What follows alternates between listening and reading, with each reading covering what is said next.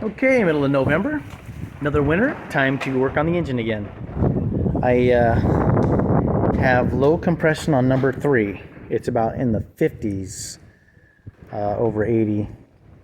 And I rebuilt it last winter because of, it ended up being a broken oil ring on that side.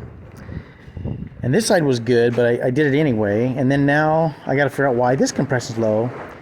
And it seemed like most of my leakage may have been out my exhaust, so I'll have to check my valves.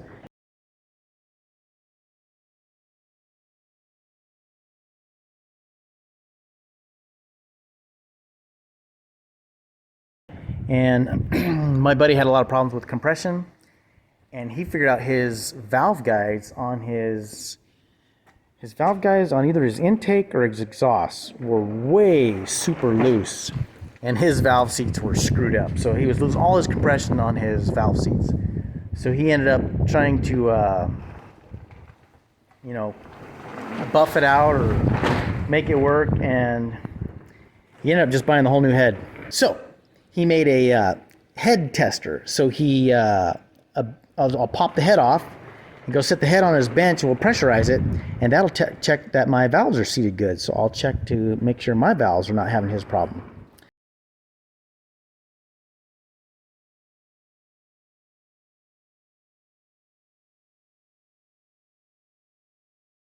When I did it the last time, I re-welded my flanges back on because they weren't lining up in the head. So I re-welded this flange back on to get it to line up. And when I did that, it warped this flange a little bit, so it's not sealing against the head very well. So one thing leads to another. It's almost as bad as plumbing, but not quite. So anyhow, another winter, another project. All right, I'm checking out my push rods here. There we go. A little bit dinged up on the end there. So now I'm going to check the rocker. You can see a clean spot right there. I think it's hitting right there.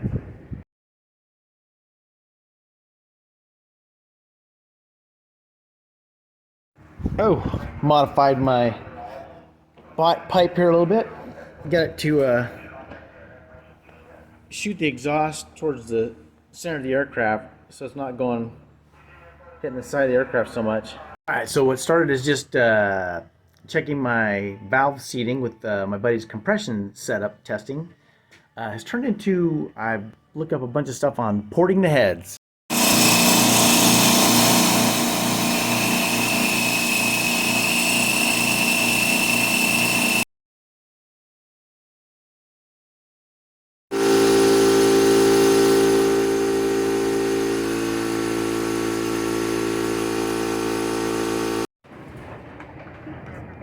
Okay, I got a compression problem with number 3. And this looks pretty good. Number 4, I think is okay, but it turns out number 4 head gasket was actually leaking just a little bit. You can see a little burn mark right there. A little bit. And you can see on my ring how it's clean and copper here and then discolored over here. So I think number 4 was actually leaking a little bit. That'll be fixed with my new head gaskets for 35 bucks. Cheap VW, pretty nice. So that's interesting. Okay, we're in my buddy Les's hangar. There's Les. Hi, Les. And Les is an expert at doing VW heads. He has all the equipment. He's gone through all kinds of trouble and stuff on his heads, and it finally came down to his valves. And so his valve seats were in really bad shape, and he ended up buying a new head. But in the course of all that effort, he found easy ways to do stuff, and in order to check his compression and things like that, he finally made himself a little test stand here. And all it is, you pop your head on the test stand with this gasket, and you can check how well your valves are seating and do your leak down test After using his leak down test, I found out what one of my cylinders here was pretty bad, 76, 69, 51. Number 3 was pretty bad. And for example, number 4 was doing pretty good, 70 over 80. But when I actually set it on his little test stand here, even though number 4 is reading pretty good, it was leaking horrible out the exhaust. And so right now, I am using all Les's tools here and lapping this sucker in. So it's starting to clean up, looking better as compared to what it originally looked like, which was this. And I haven't run it in a month or so, so it's got a little extra moisture and stuff, a little bit of rust. But that's the exhaust, and man, I'm going to clean all these up. I anticipate it would look like more like this, a good seat, but that's the intake. But both of these look pretty much like this. So we got some lapping compound here. Dab some of that on there.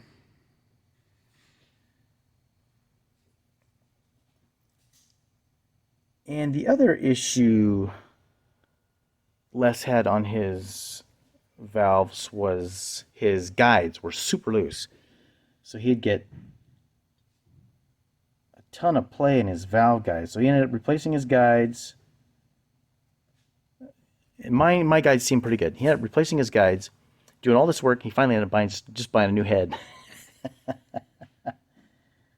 But mine are so far okay. So I'm just going to do this lapping, this little protector device over the thing here. There we go.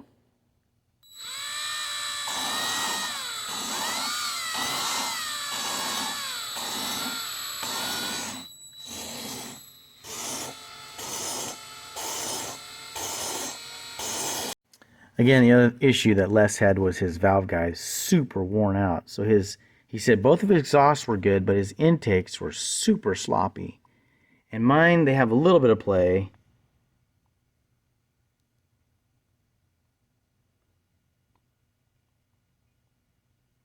But it's okay.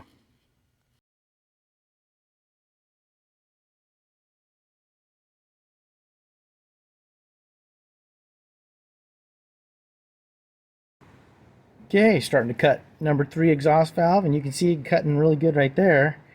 And then over there, not cutting at all. Nothing's cutting. So this seat is way out of whack from the guide. So cut away.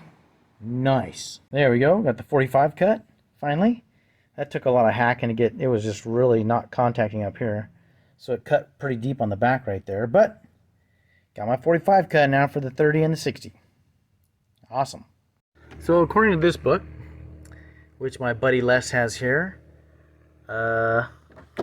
it says type 1, 3 intake measures 0.5 to 0.6, 1.3 to 1.6, and the exhaust is from 0.67 to 0.78, which is 1.72. So you got the first cut, last cut, and then you've got the actual seat right there. So we want that to be 0.56 or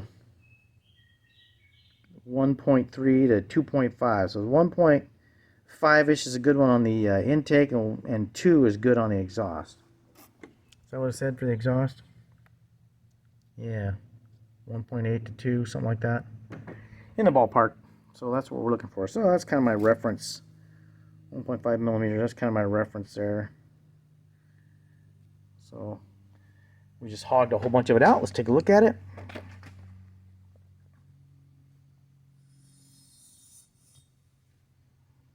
See, you saw the gunk I cut off there. And, ooh, yeah, we're getting a big monster cut up there. That's looking good. But I don't know if we got 1.5 millimeters. Yeah, we're getting close.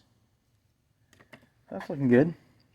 These cutters are cutting awesome. I'm getting a nice huge cut on the back side there. And we're getting more of a cut on the other side here.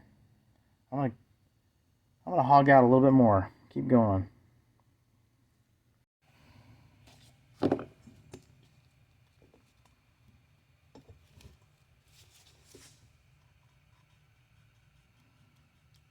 it a little wiggle.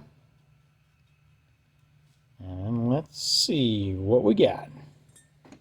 Looks like not much.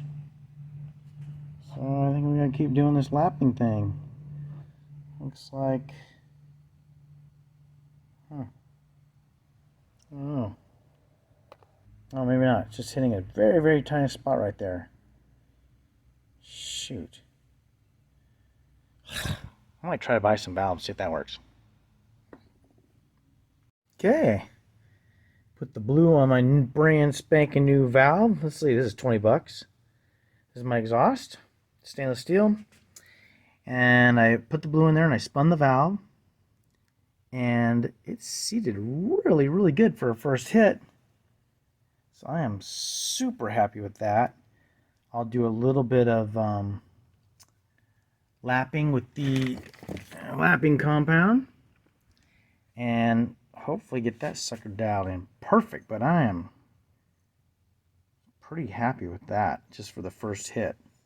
So let's do a little bit of lapping, see what we got. So I watched two separate VW guys say that when you get new heads from the factory, they're generally not super good quality and that you need to check the valves and the valve seats. And sure enough, man, my valve guides were not lined up with my valve seats. It was amazing how bad they were. Onex does a really great job of keeping the price of their heads almost the same price as you can get them anywhere. So Onex brings those heads in, they remachine them, put that extra spark plug hole in them, and then it looks like they don't charge a whole lot more for that head. So they're really good about keeping the price down, but they're also not putting any time into inspecting quality so much. So make sure you do a leak down test when you get done with your engine. And if you're really excited, go ahead and pop those valves out and do some lapping also, but be sure to check that. That'll help your engine performance a lot. Okay, we're about ready to go back together. We hogged the snot out of these babies. Oh yeah, look in the hole. What do you see? Woo! I see breathing room. Nice. Wasn't a whole lot I could do with the exhaust. Made the hole a little bit bigger.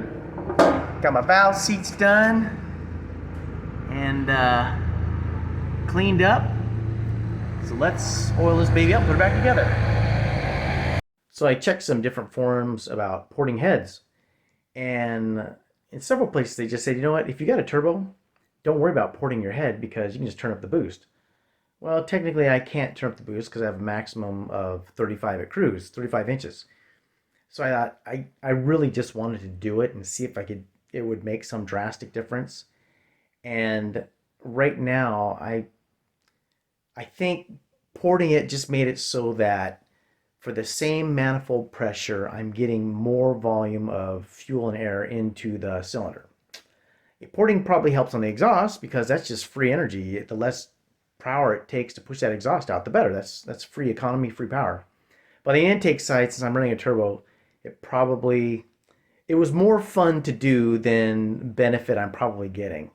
So that's my thoughts on the turbo. So far right now, the best thing I've done is learn how to lean. That's been the best performance increase, I think. So I've really done three major things in this whole exercise. I redid my valve seats, bought new valves, I ported the heads, and I learned how to lean. So to do a real test on porting my heads and my valves, I'll have to go back to my original throttle settings, which was 3200 RPM. No, 32 inches manifold pressure generated 3200 RPM, which led to about 142 mile an hour indicated. And that was at 1400 degrees on my hottest EGT. So I'm gonna have to duplicate that setting and see if porting the heads and doing the valves increased my RPM at 32 inches of manifold pressure. Then next, I'll be doing a couple 100-mile trip to my dad's place, and that will give me a a reading on how well my leaning's working, because previously when I was monitoring my EGT, I was getting, I was at 8,500 feet, doing 160 miles an hour, burning 7.5 gallons an hour. And so I'm hoping for a drastic fuel reduction now that I'm not worrying about my EGT anymore. So that'll be an exciting test. More to come. Thanks.